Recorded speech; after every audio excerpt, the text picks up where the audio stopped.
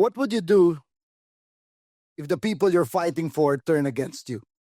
Not some strangers, not some faceless critics online, but your own people.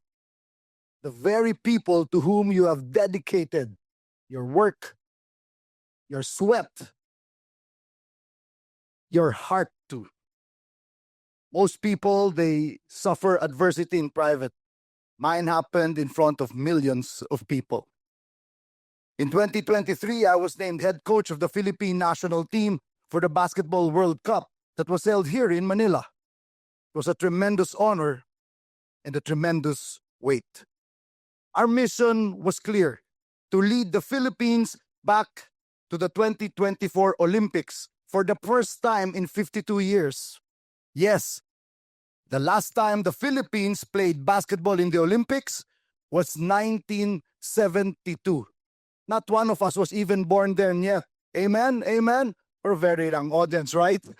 To do that, we had to finish as the best placed team in Asia in this tournament. And to do that, we had to win at least two of our first 4 games. Unfortunately, we lost our first 3 games.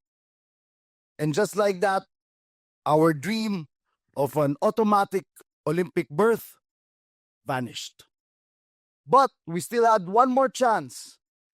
The second best placed Asian team would gain a slot into the pre-Olympic qualifying tournament.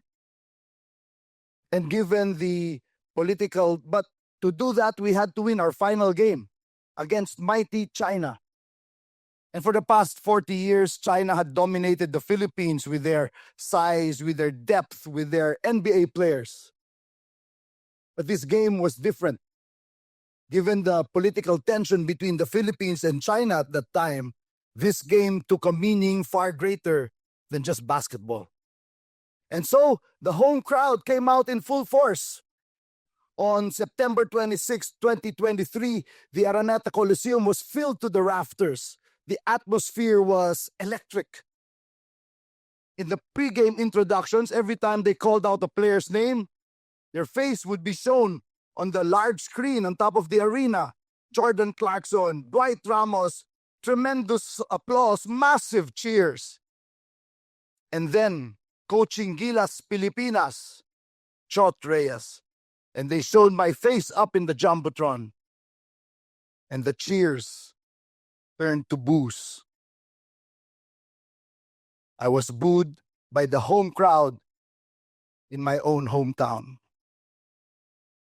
Immediately, I thought of my family. And so I looked behind me where my wife and daughter were seated.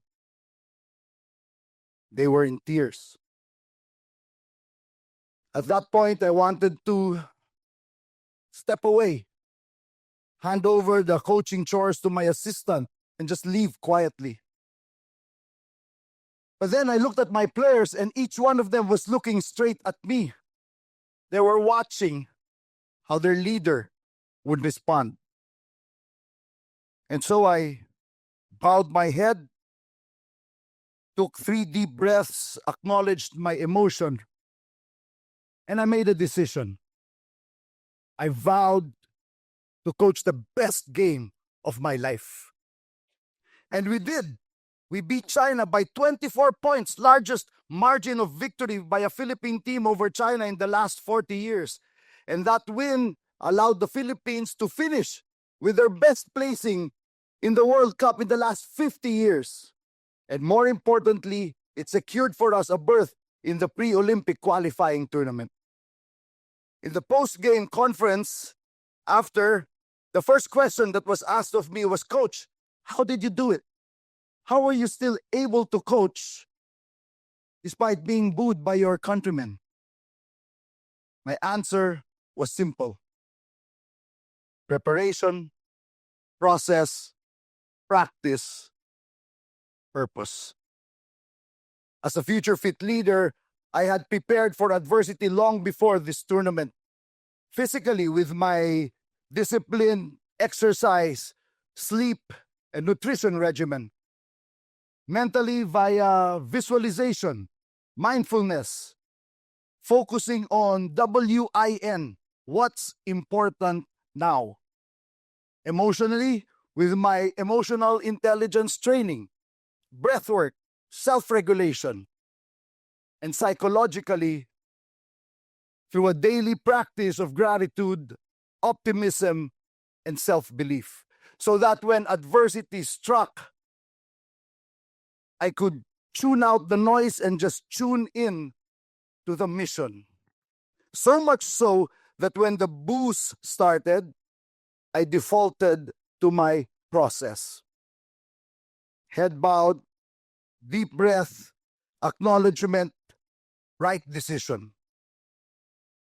Ladies and gentlemen, in times of extreme duress, we do not rise to the occasion. We fall to our level of preparation.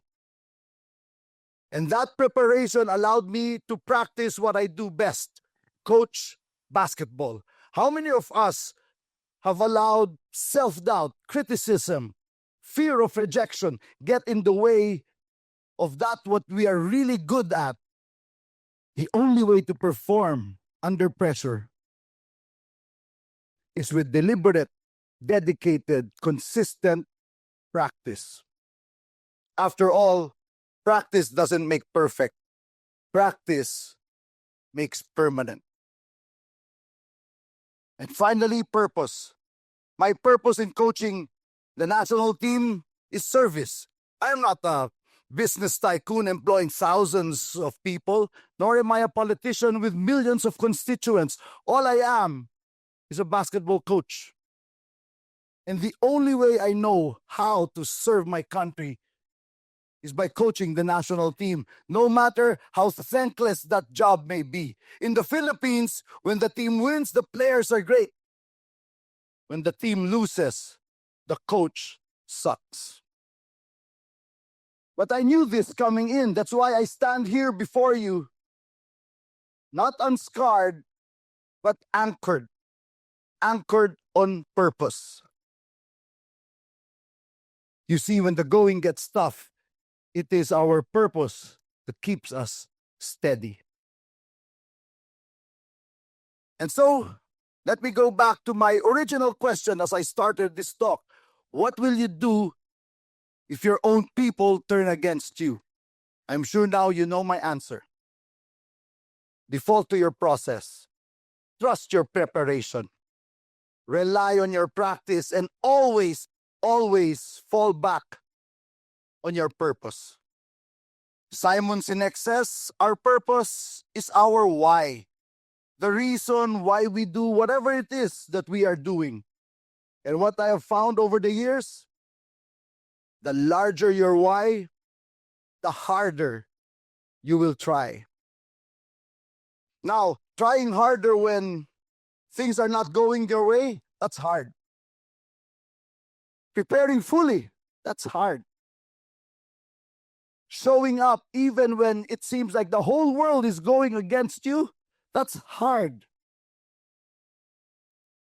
But losing your composure, letting your people down, living a life of regret, that's harder. After this tournament, I stepped down as a national team coach to focus on my leadership and team development practice.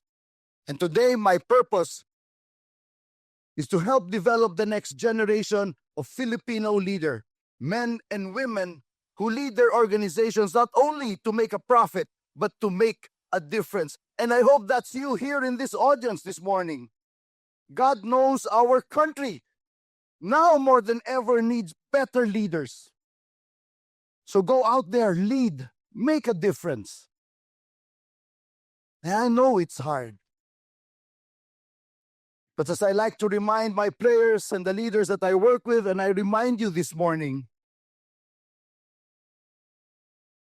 lead with your heart. Find purpose in the pain and choose your heart.